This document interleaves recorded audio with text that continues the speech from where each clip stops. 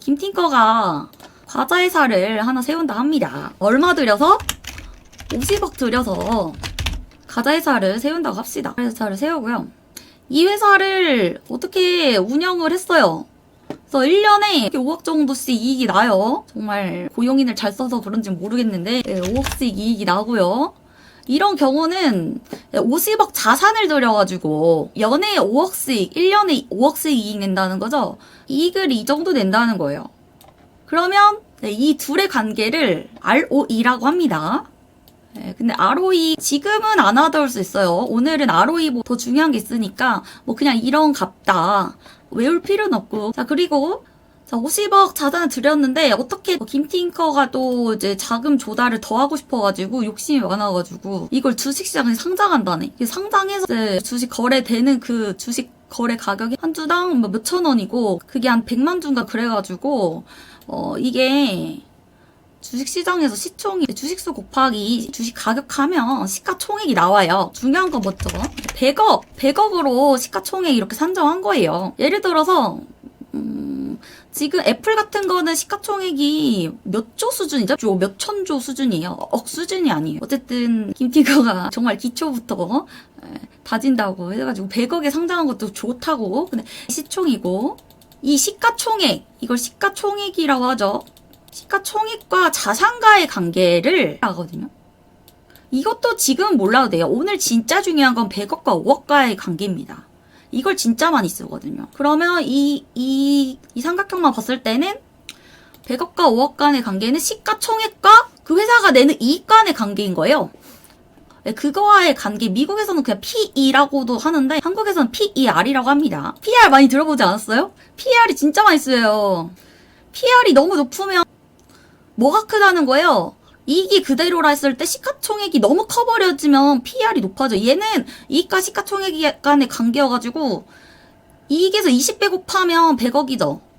PER이 얘는 20이에요, 20. 그리고 PBR은 얘네 둘 간의 관계가 2예요, 2. ROE는 자산분의 이익을 하고 곱하기 100%로 하는 거예요. 50분의 5를 하고 곱하기 100%로 하면 10%죠, 10%? ROE는 퍼센트로 끝나요. 이 삼각형을 기억을 해두면 감이 쉽게 와요. 이거를 되게 어렵게 설명하는 데도 많아요. 근데 이 삼각형만 알면은 그게 PBR이었어? PER이 이거였어? 바로 직관적으로 떠오르거든. 지금이야 처음 들으니까 어려울 수 있는데 그래도 미국 주식으로 먼저 도전해보려고 하는 걸 테니 한번 제가 이제 한글로 검색을 해서 들어갈게요. 마켓 스크리너랑 한글로 검색해도 돼요. 마켓 스크리너. 자, 여기서 구글 한번 볼까요? 구글. 우리가 구글 크롬이니까. 구글 알파벳 여기 나오네요. 일단 영어로 뜨긴 하는데 저는 하도 한국어 번역을 해가지고 바로 한국어로 뜨는데 이거 안 되면 이거 한국어로 번역 누르면 됩니다. 재무만 보려면 여기 재무 들어가면 돼요. 파란 바에 재무 들어가시고. 자, 미국에서 또 여기 PER이 나오죠? PER이 나오고 정확히 따지면 이 하늘색은 예상치예요. 왜냐면 2023년이 아직 다 끝난 게 아니잖아요. 남은 거 예상치 반영해서 2023년은 PER이 20배 조금 넘게 잡혀요. 근데 2022년에는 PER이 20배가 좀 안 됐네요. 미국 기술주 기준으로 주가 엄청 비쌀 때는 한 40 이하면 괜찮고요. 주가가 좀 낮을 때 30 이하면 괜찮고. 애플은 뭐 당연히 30 이하, 지금 40 이하인.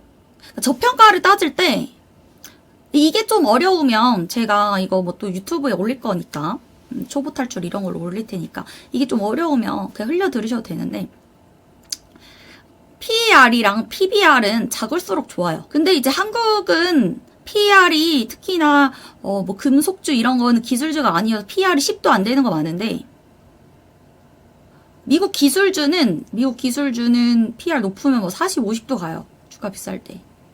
지금 구글 주가가 예전에 비해 좀 싸져가지고 PER은 뭐랑 뭐의 관계다? 시가총액과 이익 간의 관계다. 이익을 똑같이 냈다 했을 때 주가가 낮아져도 PER 내려가죠. 왜냐면 시가총액은 어떻게 계산하냐면 주가 곱하기 주식수예요. 근데 주식수는 회사가 우리 주식 늘릴게 이렇게 딱 선언하는 거 아닌 이상 딱히 늘거나 줄지 않거든요. 그래서 주가만 계속 바뀌는 거잖아요. 그래서 시가총액이 주가가 오르면 오르는 겁니다. 자, 여기 또 보면은 영업이익 순이익도 나와요. 정말 쉽게 정리하면요. 영업이익은 영업활동으로만 벌어들인 이익이에요. 거기서 인건비 이런 거 뺀 거예요. 비용을 뺀 거예요. 근데 순이익은 거기서 또 빼는 게 또 있어요.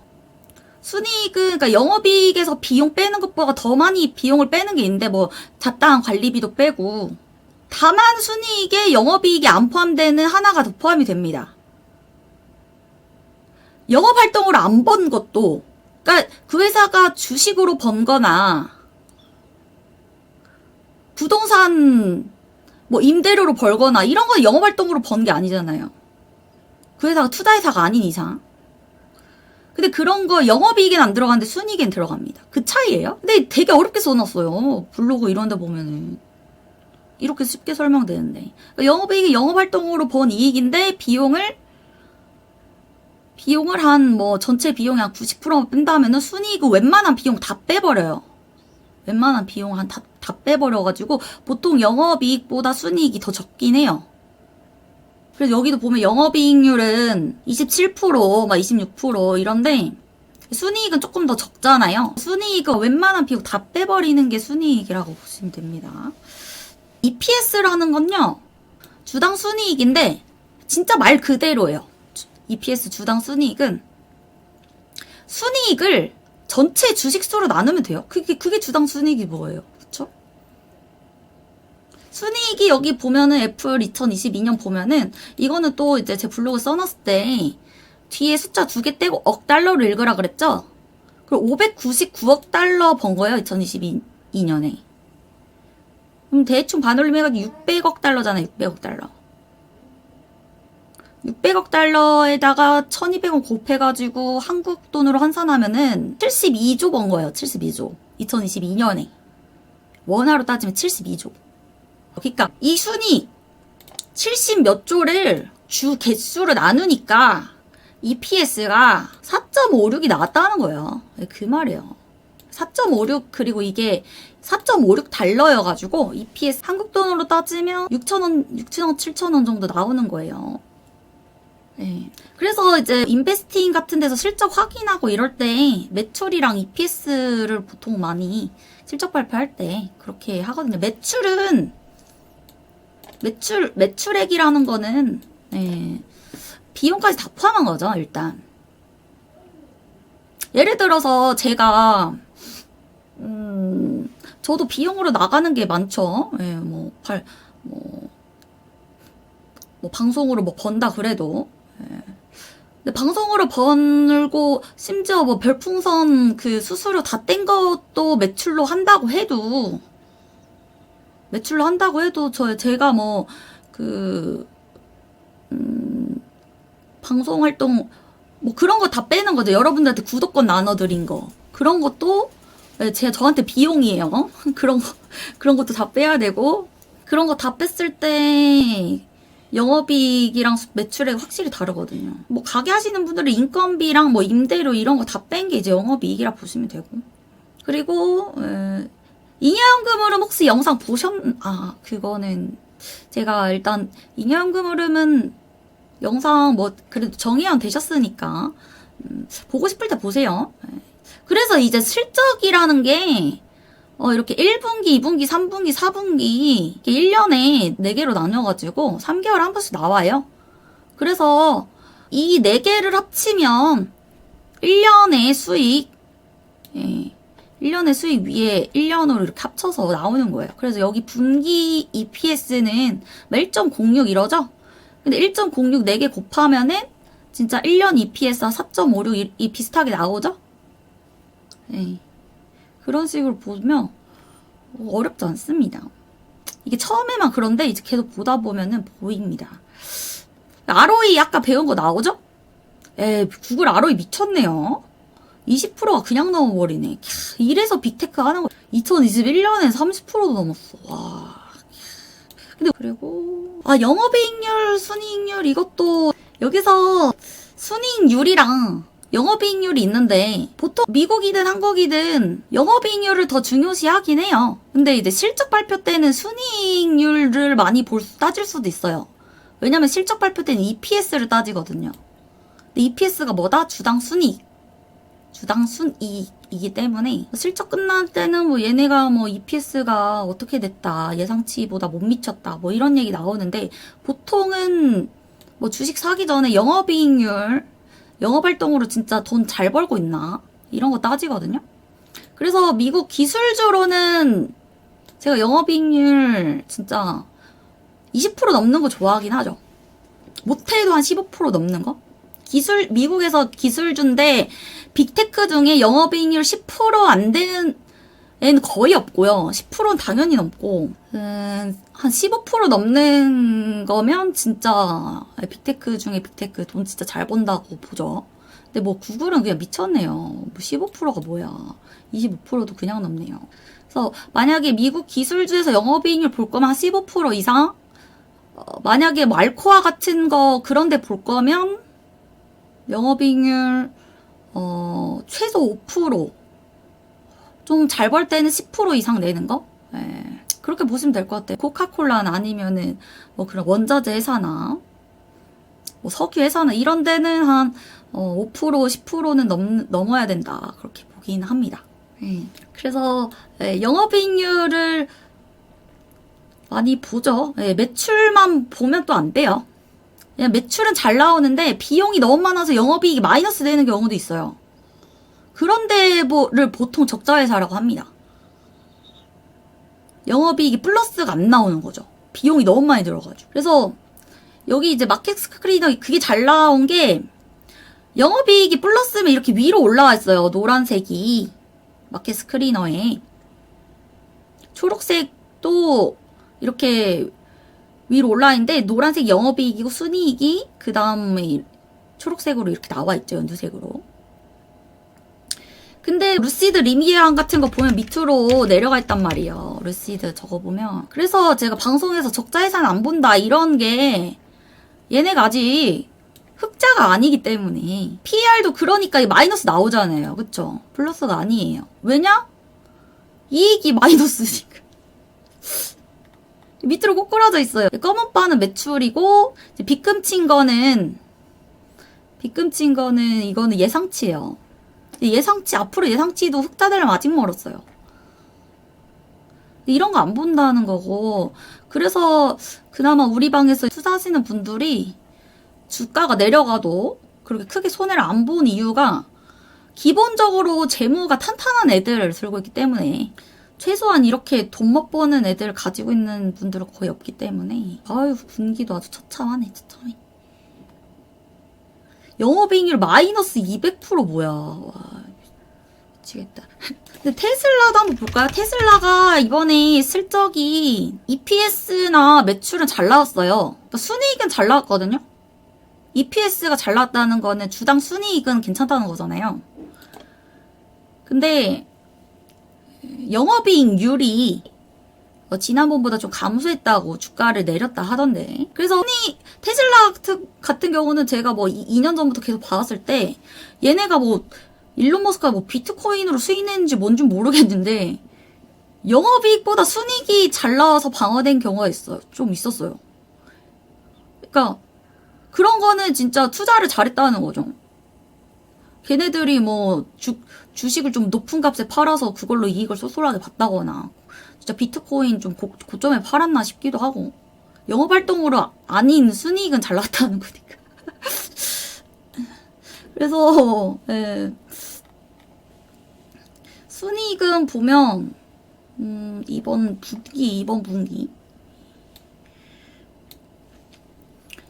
순이익률이 10% 넘었어요. 근데 영업이익률이 9%야. 아, 순이익이 더 잘 나왔어. 이런 경우 보통 별로 없거든요? 그러니까 영업활동 외적으로 딴 걸로 더 벌었다는 거예요. 영업이익률이 이제 기술주 치고 저는 뭐 10%, 15% 넘어야 된다고 보잖아요. 영업이익률 9% 나왔네. 그런 것 때문에 좀 갉아먹을 수는 있다 보는 거죠. 그리고 ROE는 그래도 잘 나오네요. ROE. 뭐 미국에서 당연히 기술주 뭐 영업이익률도 영업이익률인데 ROE는 못해도 10%는 나와야 된다. 그런 기준점 잡으시면은 예, 빅테크는 ROE 10% 15% 그냥 넘죠. PER도 한번 볼까요? PER은 테슬라가 PER이 너무 높긴 해요. 와, 2022년에 34 갔다가 2023년에 86까지 오른 이유는 이게 또 하늘색 예상치예요. 그럼 막말로 이익이 똑같다 했을 때 주가가 한 2배 이상 뛴다는 거예요. 2022년보다. 근데 이게 전망이라서 이거 틀릴 때도 많아요. 주가 2배 이상 안 뛸 수도 있어요. 근데 테슬라가 진짜 작년에 100달러도 가고 지금 200달러 좀 넘으니까 이렇게 잡아놓은 건데 저는 좀 불안불안해요. 200달러 밑으로 내려오면 이거 100달러보다 2배 안 되는 거니까. 오늘은 이 삼각형만 이해해도 진짜 PBR은 뭐 빅테크나 이런 데서 거의 안 봐요. 저도 뭐 살 때 PBR까지 따지진 않는데 PBR을 따지는 분도 있어요. 근데 국장 같은 경우 PBR이 이하만 사는 경우도 있더라고요. 왜 그런지 알아요? 국장은 투자한 자산이 50억이면 이거 시가총액 50억 이하여야 된다는 거죠. 뭔 말이냐? 투자한 자산 50억이면 그 50억 이상으로 시총이 매겨지면 이거 국장 기준으로 주가가 너무 비싸다는 거예요. 국장 기준으로 주가 비쌀 때 들어가면 괜히 물릴까봐. PBR이 리아일 때만 들어간다. 0.99라도 그럴 때만 들어간다 하시는 분도 있어요.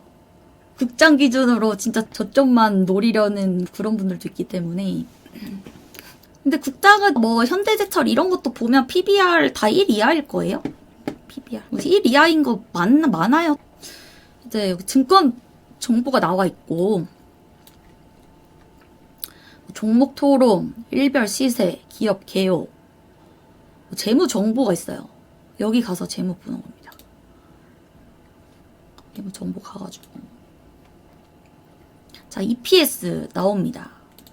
자 연간 EPS로 나오네요. 1년에 주당 순이익 한 5,700원 정도.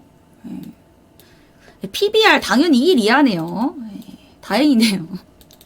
1 넘었으면은 또 현대제철 다 좋아도 나 PBR 때문에 안 산다는 분도 있을 텐데.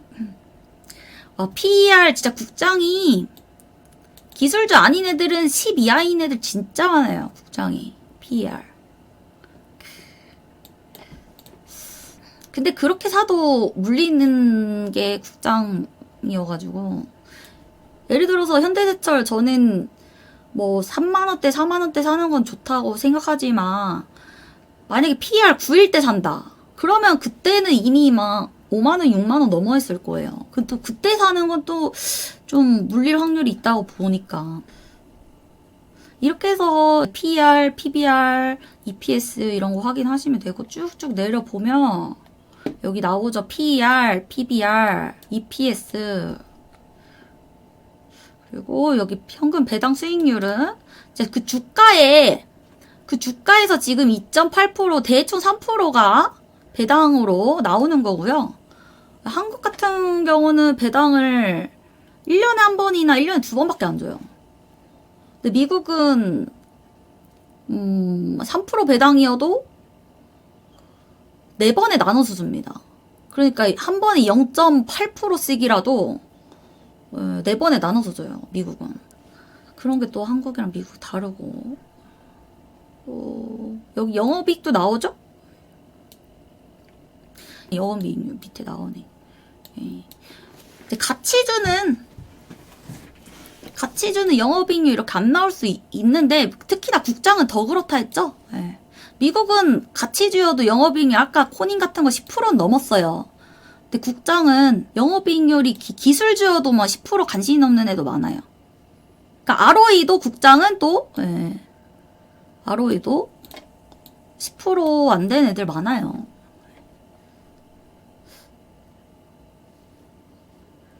국장은 하나 더 따져야 될 게 있어요. 미장과 달리 하나 더 따져야 될 게 있어요. 뭐가 있냐?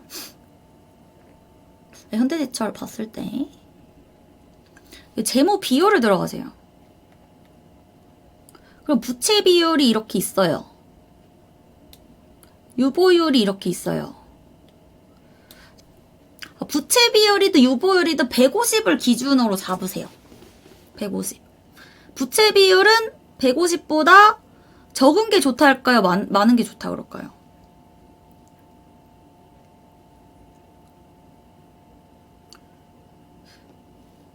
적은 게 좋죠. 오, 역시. 그래서 150보다 적은 거 합격했으니까 저도 이제 현대제철 얘기하는 거겠죠. 유보율은 150도 양반이 유보율 한 200은 넘어야 돼. 저는 개인적으로. 유보율이라는 거 현금 얼마나 가지고 있냐예요. 유보율은 국장 기준, 국장이 1000 넘는 애들 진짜 많아가지고 얘는 2000이잖아요. 2000이 넘어버리잖아요. 그래서 150, 200은 그냥 넘어야죠. 그래서 재무 비율에서 부채 비율과 유보율 이것까지만 더 따지면 될 것 같아요. 그 재무 제표 가면 영업이익은 여기 나와요. ROE. ROE 보면 국장 가치주 진짜 뭐 10% 안 되는 애들 많아요. 기술주도 ROE 뭐 10% 넘으면 양반이니까. 일단 맞아. 뭐 기술주 가치주 기준이 또 애매할 수도 있어요. 왜냐면 가치주의 반대말은 성장주예요. 기술주 아니에요. 근데 성장주가 대부분 기술주니까 이제 기술주 가치주 오늘 이렇게 얘기한 거지. 가치주랑 원래 대응하는 개념은 성장주입니다. 성장주라는 거는 계속 성장하는 거죠. 계속 성장. 그러니까 매출도 계속 성장하는 거예요. 그게 빅테크인 거예요. 그러니까 영업이익률도 심지어 구글은요 작년에 영업이익이 그 전년 동기 대비 작년 28%였는데 이번 29% 성장했어요.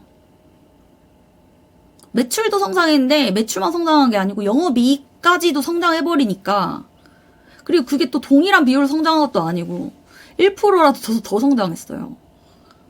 그러니까 기술주한테는 기대치도 그만큼 큰 거예요. 시장 기대치. 이제 산업 사이클 이거 설명을 해볼게요. 방송 중에 많이 봐가지고 익숙할 거예요. 1번 임의소비재, 2번 기술주, 3번 산업재, 4번 원자재, 5번 에너지, 6번 필수소비재, 7번 유틸리티, 8번 7번 잘못 7번이 헬스케어 바이오, 8번이 유틸리티, 9번이 금융입니다. 엄연히 얘기하면요 1, 2, 3, 4, 5까지가 좀 지수 잘 갈 때 간다 보면 돼요. 1, 2, 3까지만 뭐 진짜 뭐 지수 잘 갈 때 간다 보는 사람도 있는데 4, 5번까지도 그렇게 본 사람도 있고 그러니까 반 나눠가지고 왼쪽은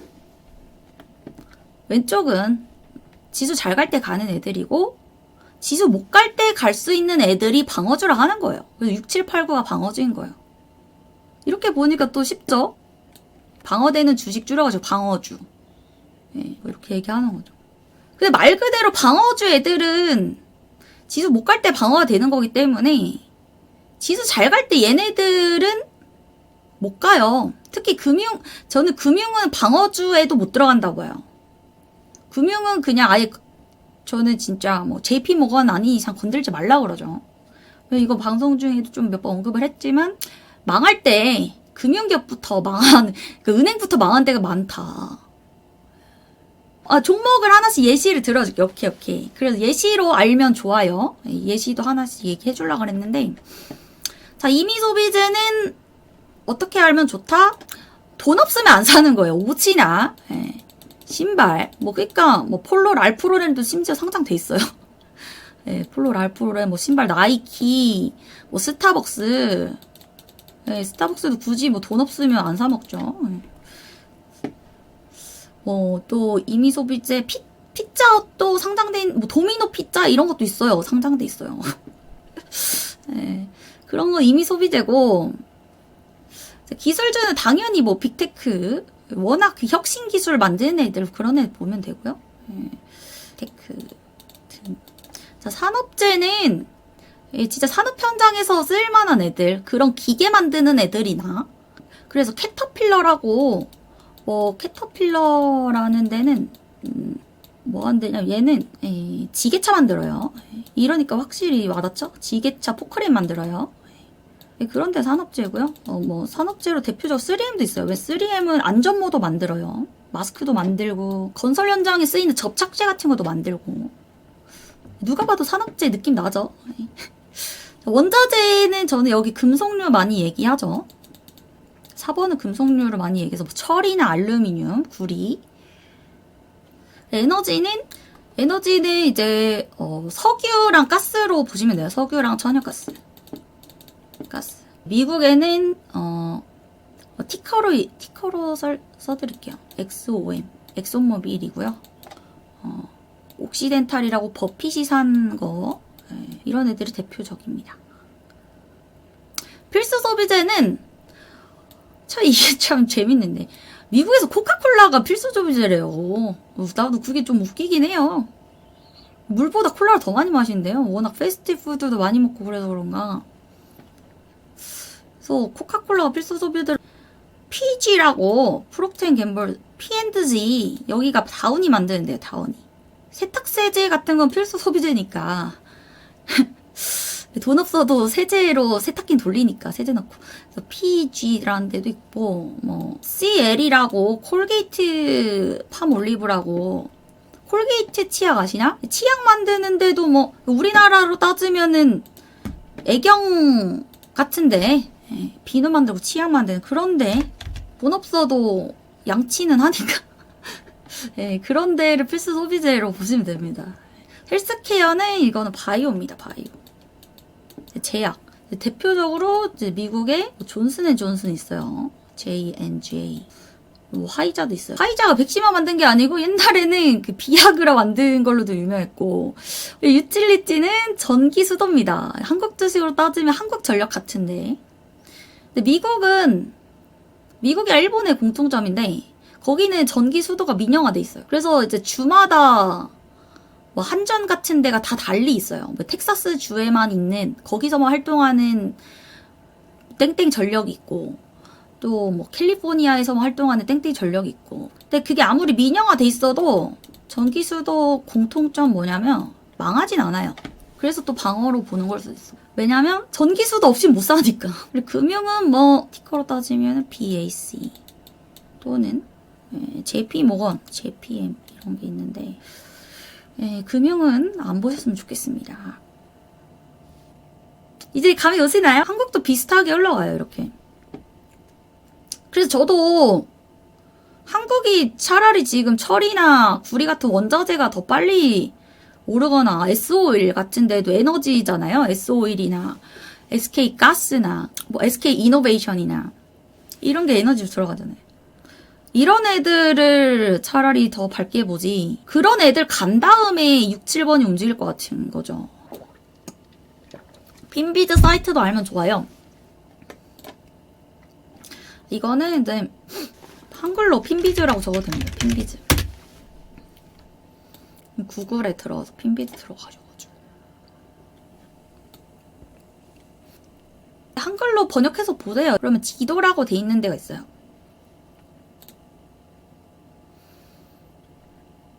지도가 뭐 이렇게 바로 뜰 수도 있는데 거품으로 뜰 수도 있거든요.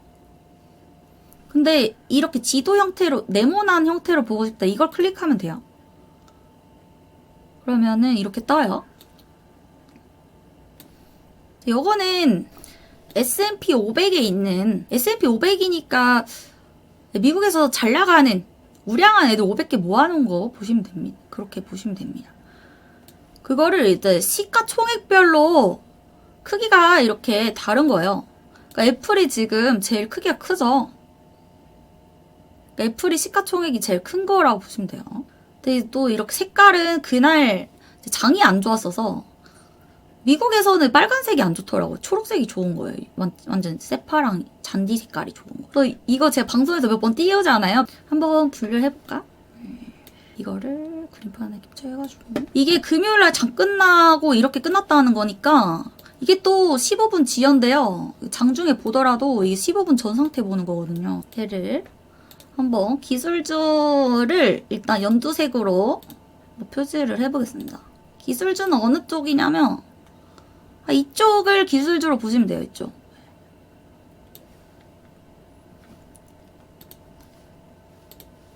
자, 기술주 밑에 파이낸셜이라고 적힌 이 부분은 금융입니다. 여기까지 금융입니다. 근데 앞으로 경기 위축되고 이럴 때 금융은 더 안 좋을 수도 있어요. 지금 안 좋은 거는 약과라고 봐요. 뭔가 무너지기 전에 금융주부터 먼저 날아갔던 적이 많아가지고.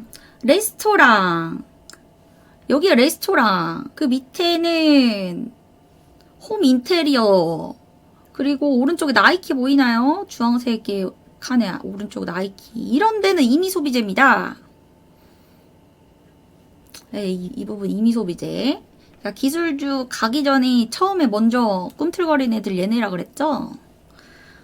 기술주 오르기 전에 얘네부터 오른 거를 저는 작년에 이쪽 꿈틀거리는 애들이 작년에 좀 초록색이 어떤 걸 많이 봤죠. 그리고 컨슈머 디펜시브 얘는 필수 소비재입니다. 필수 소비재로 월마트 있고요. 코스트코 있고요. 근데 왜 코스트 월마트코가 나도 필수 소비재인지 모르겠는데 왜냐면 요즘에 아마존에서 다 살 거 아니에요. 근데 아마존 그런 게 만연해지기 전까지는 미국인들에게 월마트 코스트코는 이마트 홈플러스 같이 거기서 장 본다 그런 느낌이어서 필수 소비재로 엮여요. 근데 코카콜라 여기 나오죠. P&G 다우니파는 여기도 있고요.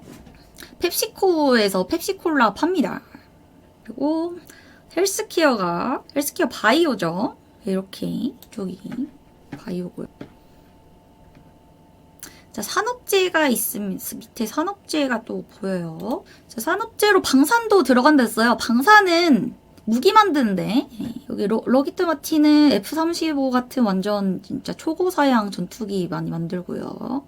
레이더도 만들고 캐터필러 아까 말한 여기 지게차 만드는데 이런 데들 다 산업재고 유틸리티는 아까 말한 전기 수도요. 망하진 않는다는 거. 그리고 원자재가 맨 오른쪽 구석에 있네. 원자재가 지금은 가격이 낮아가지고 시총이 낮는데 전 원자재가 가격이 비싸지면 이쪽 칸도 크기가 커질 것 같아요. 지금은 가격이 싸서 시가총액도 낮은 거죠. 그리고 에너지 이제 석유, 천연가스 그런 데는 이쪽입니다. 네, XOM, 엑선모빌, 쉐브론, 네, 옥시덴탈 여기는 버핏이 많이 산 이렇게 S&P에서 분류가 돼 있습니다. 그래서 이게 처음에는 되게 감이 안 잡힐 수도 있어요. 도대체 언제 기술주 위주로 봐야 돼? 왜냐면 이게 다 중구난방 같잖아요. 근데 이게 보다 보면 규칙이 보이는데 일단 처음에 안 보이면 왼쪽에 이 연두색 칸치인데 이 기술주들부터 먼저 봐보세요. 보통 왼쪽에 연두색한 기술주가 되게 잔디색 색깔로 강할 때는 다른 애들이 좀 못 가는 경우가 많아요. 근데 기술주가 그냥 너무 잔디색 너무 강한 때는 또 다른 애들 그냥 다 좋을 때도 있거든요. 근데 기술주가 적당히 강할 때는 그냥 이제 진한 초록색 정도면은 적당히 강한 거예요. 이게 그냥 적당히 강할 때 다른 애들이 못 가거나 얘네가 폭망할 때도 있어요. 얘네가 완전 다 빨강 해가지고 피로 범벅이 될 때. 그런데 다른 데가 또 연두색인 애들이 좀 보일 거예요. 이런 거 먼저 파악하면 좀 보일 겁니다. 일단 차트에서 이런 게 또 궁금할 것 같아요. 양봉, 음봉. 양봉, 음봉은 이제 키움에서는 그래도 한국 차트는 빨간 게 양봉이요. 핀비즈랑 달리 봐야 돼요. 근데 핀비즈에서는 그렇게 피색으로 적색 물들이는 게 한국에선 파란색으로 보이는 거고 한국에서는 연두색이 이제 빨간 봉으로 뜨죠. 핀비즈는 외국 사이트라 그런 거고요. 네, 그래가지고 네, 보통 양봉이 뜰 때, 양봉이 강할 때 이렇게 막 오르죠. 알파벳 진짜 강할 때는 5월에 양봉이 하나, 둘, 셋, 넷, 다 7개 연속으로 떠졌어요. 이럴 때는 진짜 강하게 오르는 거예요. 그래서 이제 월봉에서 뭐 양봉 뜨고 들어간다 이런 것도 양봉이 뜨는 게 강한 신호라고 보는 거니까. 큐큐큐. 일단은 자, 캔들만 봤을 때 캔들이 다 모양이 제각각이에요. 그나마 올해는 좀 윗꼬리가 별로 없는데 윗꼬리가 진짜 심하게 나올 때도 있거든요. 작년을 보면 이걸 한번 봅시다. 2022년 2월 10일 날 목요일 날 이 노란 선에 걸쳐진 이 윗꼬리 긴 애 보여요? 음봉에다가 윗꼬리 긴 애는요 보통, 그리고 이 일봉이에요. 그날 하루 장이 겁나 힘이 없었다는 거예요. 그리고 시가 종가가 어떻게 형성되냐면 캔들에서 음봉에서는 시가가 위에서 시작합니다. 종가가 아래 겁니다. 양봉은 반대예요. 그러니까 시작할 때 가격을 시가라 그러고, 그러니까 장 열릴 때 가격이 10시 반에 장 열릴 때 가격이 시가예요. 그리고 끝날 때가 5시에 끝나니까 5시에 끝날 때 가격이 종가예요. 이날은 처음 시작할 때 359에 시작한 거예요. 큐큐큐. 근데 종가가 358에 끝났어요. 별 차이는 크게 없어요. 어찌됐든 시가보다 밑에 내려와서 마감한 거죠. 그러니까 음봉인 거예요. 시가보다 종가가 내려가 있으면 그거는 음봉이고, 시가보다 종가가 올라가 있으면 그 양봉입니다. 그런 데서 이제 양봉과 음봉의 차이가 갈리는 건데, 자, 이런 경우는 또 분봉이 어떻게 간 거냐면 359에 시작을 했는데 고가가 366도 갔어요. 366도 갔다가 359에서 7을 더 올렸다가 끝에 종가 가서 8을 빼버린 거예요. 366까지 갔다가 358까지 간 거 올린 것보다 더 많이 내린 거죠. 그러니까 꼬리는 흔적에 불과해요. 그래서 저는 되게 일봉들을 볼 때 꼬리는 크게 의미있게 안 봐요. 꼬리는 그냥 갔다 온 흔적일 뿐이라고 보는 거죠. 그래도 꼬리가 힌트를 주는 건 힘이 겁나 없었던 때구나. 이때 갔다 오기만 했었지 끝에 가서 힘이 겁나 빠진 때구나. 그래서 일봉에서 윗꼬리가 긴 신호는요 좀 안 좋은 신호예요. 그러니까 그 이후에도 2월에도 이 이후에 하락이 막 이렇게 왔잖아요. 근데 차트가 이게 또 뭐 나는 차트 안 믿는다 하는 사람은 윗꼬리가 길 때도 뭐 상승이 올 때도 있어요. 윗꼬리가 길 때 무조건 다 이렇게 빠지진 않아요.